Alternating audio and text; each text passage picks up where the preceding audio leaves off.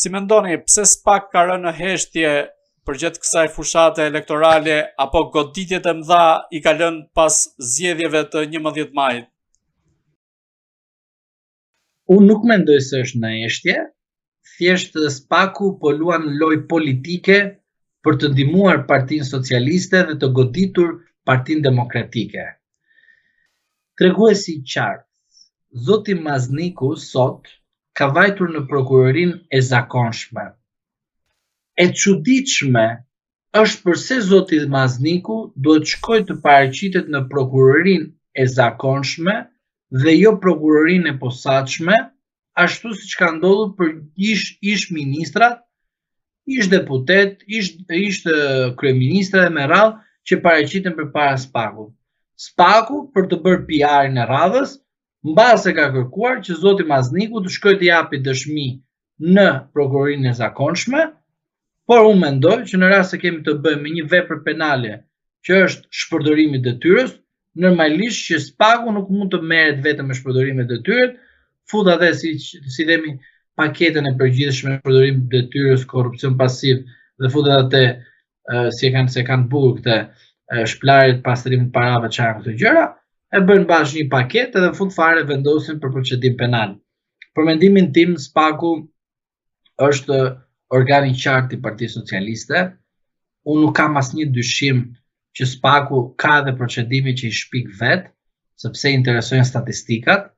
Për mua SPAK-u nuk lufton krimin organizuar në kohë reale, thjesht bën statistika, pra merr një person të penduar drejtësisë edhe ka bërë film fare atë situatë aty, del ai çdo një muaj nxjerr ai lajm aty, marrin gjithë nxjerrin lajmin, fillon SPAK-u bën hetime, bën sikur po bën diçka, dhe në fund fare të jenë statistika. A që do kemi arrestime? Po do kemi arrestime. Jam i bindur. Pse? Sepse pikërisht ekzistojnë procedimet penale, një, dhe dytë ekzistojnë kallëzime që janë bërë me porosi. A do të kemi prokuror që do të arrestojnë në flagrancë? Apo do kemi prokuror që do të vendosin njerëz me detyrim paraqitje presin për të bërë duke parë. Por unë kam një ide dhe një mendim tjetër.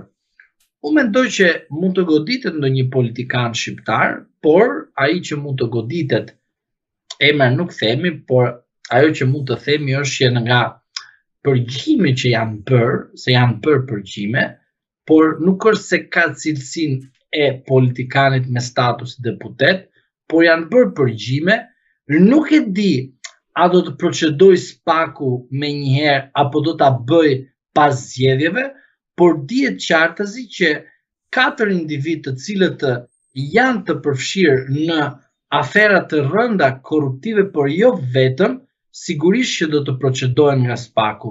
Kjo nuk do të thotë që ekziston drejtësia e SPAK-ut. Jo.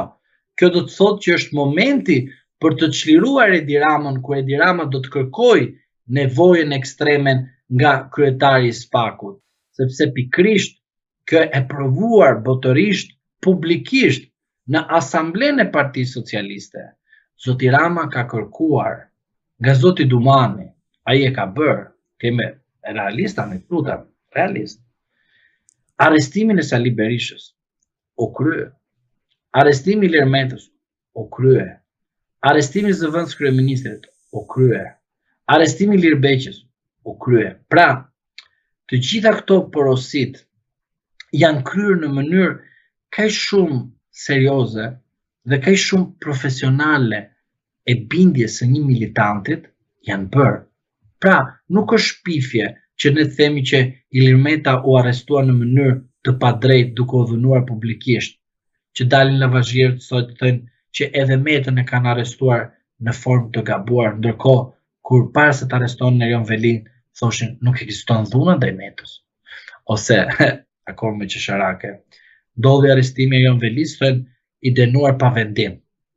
Ndërsa kur ishte rasti Metës dhe Berishës dhe të tjerë, e meritonte dënimin sepse është dënuar. Tani thotë, edhe Meta, edhe Berisha, ne jemi të pavarur, analist jemi ne, po pa vendim. Pra, që të konkludojmë dhe të themi të vërtetën ashtu siç është, dhe njerëzit kënaqen me arrestime. Pse? 3 ditë zgjat gjithë ajo. E pat arrestimin e Erion Velis, ndodhi gjithë ajo show, dolën ato të bashkisë, lavazh nga mjesi deri në darkë. Ky është mesazh për Edi Ramën. Ky është mesazh për çdo njeri që ka pushtet sot. Tani e kanë harruar komplet Erion Veliajn. Pa harruar, po çu është pushteti? Unë kur them që Partia Socialiste nuk ka fjalën integritet gjë të shenjtë në pushtet. Ka dallaveregji, sekser, i korruptuar dhe kriminal, janë meritat më të mëdha të atashuar pranë Partisë Socialiste në këtë kohë që jemi. Dhe ata të cilët më thonë jam paragjykues për partinë e tyre, le ta thonë, nuk kam asnjë problem. Po atë që unë i them është e vërtet. Pse? Ku ishin ata që dishin njerëz kur Erion Velia ishte në karrike? Ku janë sot ata? Janë në Biruca. Dhe asnjëri prej tyre tani nuk shfaqet të na thotë të vërtetën.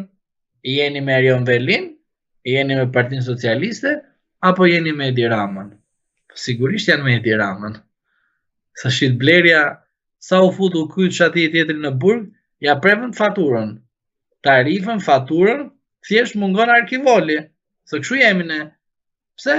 Sepse Partia Socialiste ka ndërtuar qëndrueshmërinë e saj politike në pushtet dhe për Partinë Socialiste meritokracia nuk ekziston, është pushteti. Sa të jenë në pushtet ata, do shikosh që edhe tau, e tau lambad, sa është në pushtet, s'dëgjohet zë. Ikën ai brenda atje, harrohet. Edhe për Belinda Ballukun. Ti nuk e shikon të çuditshëm se jem te tema arrestimeve. Po atë bëj një pyetje tani. Pse Spaku do të merrte BKH-n e ta çonte në qytetin që Belinda Balluku është kryetare e grupit? Do sekretin. Asnjë se mendon atë që dion. Pra, dion. Çfarë dion asnjë gjë s'di. Po, a do të them unë sekretin? Sekreti është ky. Rasti ekstrem. E fiton Rama mandatin. Jo i vetëm, po fitoj me deputet të Veliajt. Ose po e fiton me koalicion. Tani, po i vetëm nuk e fiton Edi Rama. Ta harrojmë këtë gjë. Po nga Erion Velia edhe e fiton. Se bëjnë atë për interesin e partisë, po përsëri Erion Velia në rast se lën Ramën në qeverisje edhe 4 vite, atje është i zhytur me grupin e vet dhe nuk ka asnjë alternativë për mendimin tim koalicion me Saliun që të shpëtojë dhe Erion Velia. Çështje e brendshme si bënte Juri. Tani ç'a ndodh? Në rast se fiton Rama mandatin e 4. Dumani, a i mbaron mandati në dhjetor? Në kushtet që jemi. Të lutem, po apo jo? Po, në dhjetor, po. Qa detyre merr Altin Dumani në dhjetor? Prokurori thjesht. Por sa vite i duan Altinit të iki nga sistemi i drejtësisë? 3. Sa vite nga dhjetori që supozojmë merr mandatin e 4 i duhet Altinit të rri aty dhe Bela të jetë pozicion të lartë? Dhe a i duhet Rama, apo i duhet, jo Rama, po, a i duhet Altinit të ketë Ramës një karton në fund fare që ta detyroj Ramën të thotë, shiko, unë etova, dosjen aty e kam, tani ç'a të bëj? Do ma bësh këtë nder, apo unë tani të veproj sipas ligjit?